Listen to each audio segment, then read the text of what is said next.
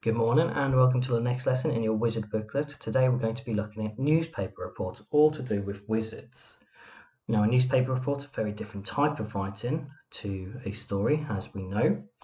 It's still going to tell the story in a chronological way, but it's told in a very different style. Now, sometimes you might read about what wizards get up to in special newspapers. Now, here's a report. Well, part of a report about a very talented wizard. It's from the Magic Times, quite obviously a wizard name, and it's called Willin Wizard. I like the use of alliteration there to draw you in. So here we go. Yesterday, budding wizard Mercule Otterham, 10 years old, received the top wizarding award for creating the best happiness potion at the World Magic Championships in Greenland. So this is the opening paragraph. And the whole point of an opening paragraph is to tell you who, what, when, where, why. So that's why the opening paragraph is so important. So if we look at it and break it down, we have yesterday, which tells us when. Budding wizard Mercule Otterham, that's the who, received the top wizarding award. So what happened? For creating the best happiness potion, that's the why, at the World Magic Championships in Greenland. That's the where. So when we break it down, we can really see that we've included all those 5 W's in that opening paragraph, which often is only 1 sentence long.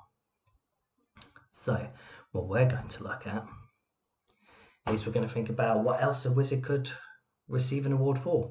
Maybe they won a broomstick race or defeated a terrible wizard enemy. So here's another example. Last week, wizard hero Henry Puttidge, 134 years old, received a golden trophy for finally trapping the last dangerous wizard troll in his newly invented trap. There we go. So when, last week, who, wizard hero Henry Puttidge, what, received a golden trophy, why, for finally trapping the last dangerous wizard troll in his new invented trap. Now the only thing this one maybe doesn't tell us is the where. So as much as you want to answer them all, sometimes it's not possible to put them all in. So now what we're going to do, what you're going to do, is going to try using the 5 W's to write a new paragraph about a successful wizard. Now remember to tell me when, who, what, why, and where, or as I like to put them, who, what, where, when, why. I just think it sounds nicer. Now use the example above to help you, or you might use mine. Earlier this week, that's the when, the greatest wizard of our generation, Professor Tarnbill, sounds familiar, was celebrated again as he received a coveted Platinum Broom Award for his bravery in capturing the Iron Golem of Balringog. Well, Professor Tarnbill sounds pretty amazing. Sounds like someone else I know. So I've said the when, earlier this week, the who, Professor Tarnbill, what, he received a coveted Platinum Broom Award, why, for his bravery in catching the Iron Golem of Balringog. The only thing I haven't included, like the one above, is the where. So actually, maybe that is the next step for me, would be to include the where. So I'd like you to pause the video now and give it a go. Okay, now you've given it a go, I have an extra challenge for you. Now, can you write another 5 W paragraph about anything else? It could be something true or something you make up. Now, don't forget to tell me who, what, where, when, and why. Now, use the example above to help you. Excellent. Hopefully, you've written another one about anything. It could be about space unicorns, giants, anything. It could be real life. It could be about a football team. It could be about a football player. It could be about an inventor. It could be about a famous athlete or an activist. It could be about anything that you feel you would like to write an opening paragraph about. Okay, so now we're going to look at quotes, because in newspapers there's often quotes. So there are usually quotes from witnesses in newspaper reports too. This is when you write down what people say about an event. Here's what Mercule said about his award. "This is the best day ever. Receiving this award has made me super proud," Mercule told the Wizard Times.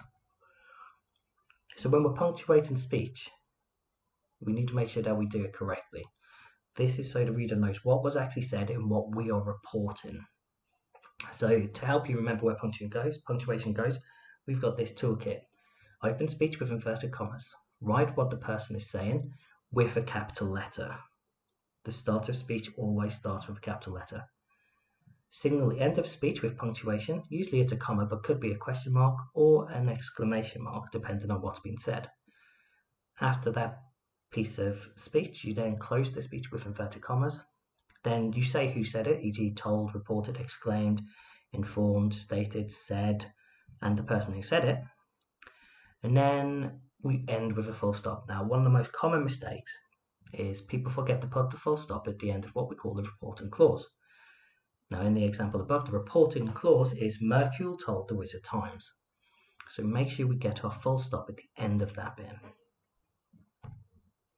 Right, so now I want you to decide on a couple of things your award-winning wizard might say and write them down below. Well, in your booklet. Remember to conclude how the wizard is feeling. So I give it a go. What can I say? It's what elite wizards are trained to do. You really are quite lucky to have me protecting you, Professor Tarnbill boasted to reporters. Yeah, that does sound like a teacher I know quite well. But then I thought I'd have a look at making him a different kind of character. It is such an honour to receive such a prestigious award. I couldn't have done it without the help and support of friends and family and the belief they show in me, Professor Tarnbill told the audience at the Wizard World Awards. And then I decided to put in a quote from a witness. It was magnificent to watch. He was so brave and such a hero. I wish he was my professor, reported Miss Hollyvells, a student at Bogwarts. So as you can see, I've started each of mine with inverted commas.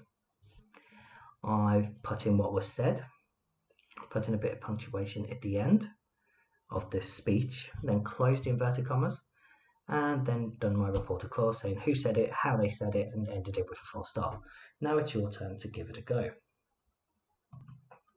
Brilliant, now you've given it a go. Make sure you check your punctuation. So go back, take a look, and make sure your punctuation is correct. Because in newspapers, it is the editor's job to look over it, and it's very important that it's accurate and the punctuation is accurate. Now that's the end of the lesson, so thank you for joining me, and I hope you've enjoyed making up some crazy quotes and some interesting newspaper openings, and hopefully you've got it very experimentative with it. Now, it would be great to see some of your work on Tapestry or via one of the teacher's emails.